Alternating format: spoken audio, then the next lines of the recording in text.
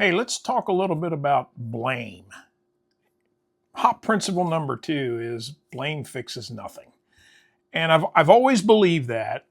And whenever I talk about that, I always add to that stating that blame fixes nothing, I think, understates the problem. Blame impedes learning. And that's what I've always added to that, right? If we're fixated on blaming each other, we're not going to take the time to learn. Or if we feel like we've been blamed or we're going to be blamed, we're not going to be open and honest and allow the organization to learn. And I still feel that way, but I think I missed something. And current events here in the US have given me another way to think about blame and what it does to us. If you pay any attention at all to US news, you know that right now our government is shut down.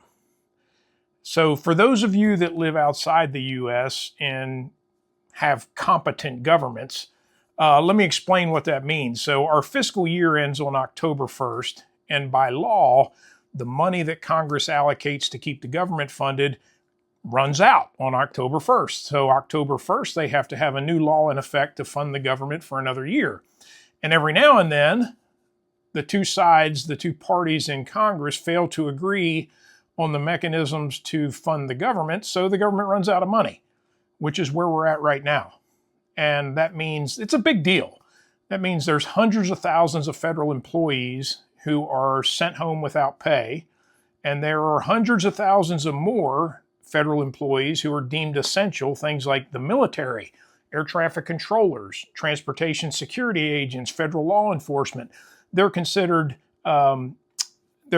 essential employees, so they have to go to work with no guarantee that they will get paid. So this is a really big deal. It's a really big problem that needs to be addressed. But every single time a politician, a member of Congress, one of the talking heads on TV news gets in front of a camera and a microphone, what do you think they talk about? They don't talk about the problem and how to solve it. They talk about who's to blame. And so this rhetoric, whichever side you're on, you're guilty of it, right? This rhetoric just keeps amping up over what the other side did that makes them to blame for this government shutdown. And what we're seeing right now in real time is that the two sides who were already very antagonistic towards each other, that antagonism just keeps getting ratcheted up, because they're all in on blaming the other side.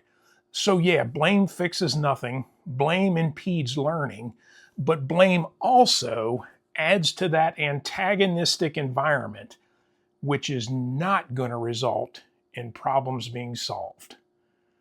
So yeah, blame fixes nothing. And that's just the tip of the iceberg. It does a lot of other negative things to us. It stops learning. It creates antagonism or increases antagonism so that we're less likely to work together to solve problems. Thanks.